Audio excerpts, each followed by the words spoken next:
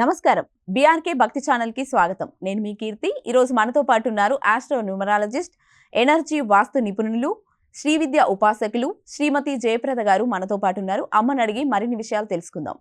నమస్కారం అమ్మ. నమస్తే అమ్మ. శ్రీమాత్రే నమః. అమ్మ, ఆదివారం పుట్టిన వారి లక్షణాలు, వాళ్ళ స్వభావం ఎలా ఉంటుందనేది తెలియజేయండి అమ్మ. తప్పకుండా అమ్మ. ఆదివారం పుట్టడం అంటే ఒక విధంగా చెప్పాలంటే అదృష్టవంతులు. పెళ్ళి లీడర్స్ అని అంటాం, మళ్ళీ బోర్న్ ఇన్ లీడర్స్ అంటారు కదా, అసలు పుట్టుకతోటి నాయకత్వ లక్షణాలు ఉన్నవాళ్ళు ఆదివారం పుట్టిన వాళ్ళు. అయితే వీళ్ళకి చాలా మంది ఆదివారం పుట్టిన అబ్బాయిలకైనా అమ్మాయిలకైనా అదృష్టం అనేది బ్రహ్మాండంగా ఉంటుంది. కానీ వీళ్ళ చేతులలో కొన్ని విషయాలు వీళ్ళు దూరం చేసుకుంటుంటారు. సో అదృష్టవంతులు వీళ్ళు. ఆదివారం ఎవరు పుట్టినా సరే సౌమ్యంగా మాట్లాడటము, పెద్దవాళ్ళ ముందు గౌరవంగా ఉండడము, నలుగురిలో ఎలా నడవాలి, ఎలా ఉండాలి అని చెప్పడము, సో ఇలా మాట్లాడితే బాగుంటుందని నేర్పించడము, నేర్పించే విషయంలో వీళ్ళు ముందు ఉంటారు. ఏ విషయం అయినా సరే. సో దాంట్లో నేర్చుకుని ఆ విధం చాలా డిగ్నిఫైడ్గా ఉండే లక్షణాలు కూడా వీళ్ళే. చాలా మంది మనం చూస్తుంటాం అసలు చాలా తక్కువగా మాట్లాడతారు, ఎక్కువగా పనిచేస్తుంటారని. ఆ లక్షణాలు కూడా వీళ్ళకి. వీళ్ళు బ్యాక్ మాట్లాడతారు ఎక్కువ, ఫ్రంట్ ఎప్పుడు మాట్లాడరు. ఒక మనిషిని లీడర్గా తయారు చేయడానికి వీళ్ళకి ఇష్టం. సో నువ్వు ఇలా చేయొచ్చు, నువ్వు ఇలా చెప్పొచ్చు అని చెప్పి అన్ని వాళ్ళకి చెప్తారు పదాలన్నీ. సో వీళ్ళు మాత్రం మాట్లాడరు. సో నాయకత్వ లక్షణాలు ఎక్కువగా ఉన్నప్పటికీ కూడా నాయకులుగా ఉండాలనుకోరు. అదే వీళ్ళకి ఉన్న పెద్ద మైనస్ పాయింట్. వీళ్ళు నాయకులుగా ఉండాలనుకోరు, నాయకత్వ లక్షణాలు ఎక్కువగా ఉంటాయి వీళ్ళకి, నాయకులను తయారు చేస్తుంటారు. అందువల్ల ఏంటంటే చాలా మంది వీళ్ళని చాలా వాడుకొని వదిలేస్తుంటారు. వీళ్ళన్నీ నేర్పించడానికి తెలుసుకుంటారు. సో ఒక బిజినెస్ లో ఒక టిప్స్ కావాలంటే వీళ్ళు దాన్ని చదివి సిన్సియర్గా ఆ టిప్స్ అన్ని ఆ స్నేహితులకు కానీ బంధువులు కానీ అందిస్తారు.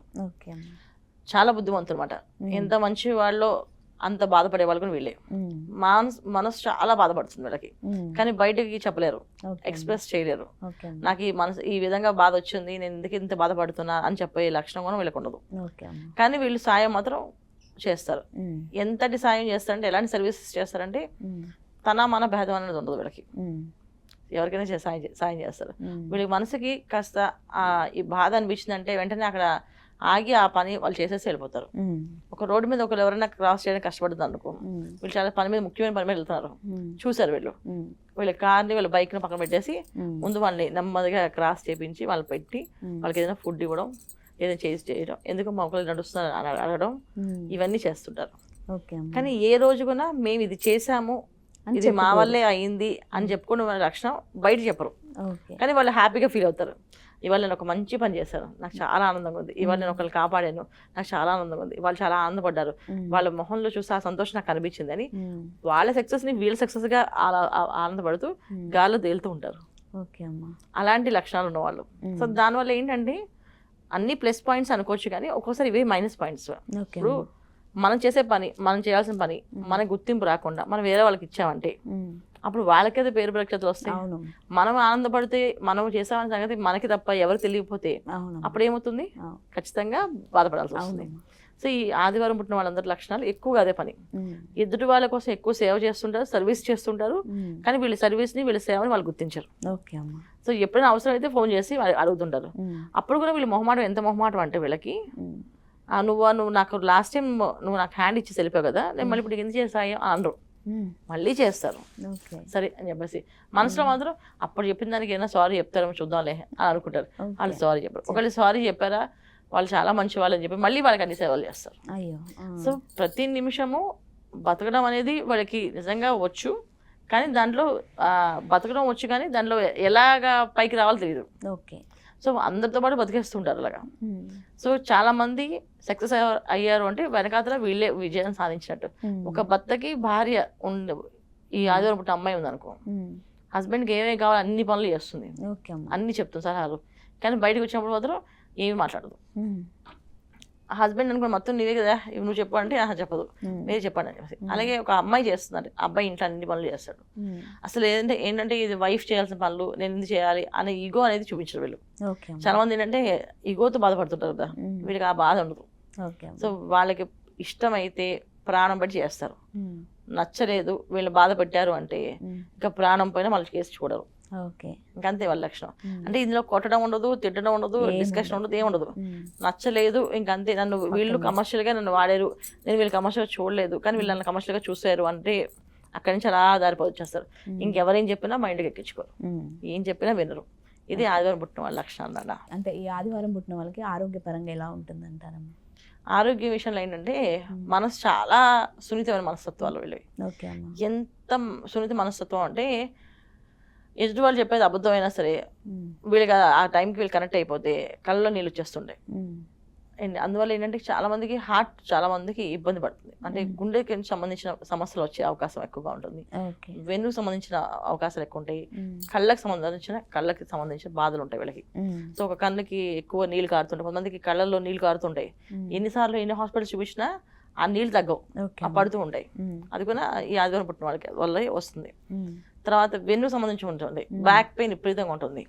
ఎంత మందులు వాడినా ఏం చేసినా రిపీట్ మళ్ళీ ఆ నొప్పి అనేది కంటిన్యూ వస్తుంటుంది. తర్వాత గుండె సంబంధించిన విషయాలు, గుండె ఎప్పుడు భారంగా మారిపోతుంటుంది. ఏదైనా బాధ ఎదురు చెప్తే నిజంగా కష్టమేమో వీళ్ళకి అని వింటూ ఉంటారు.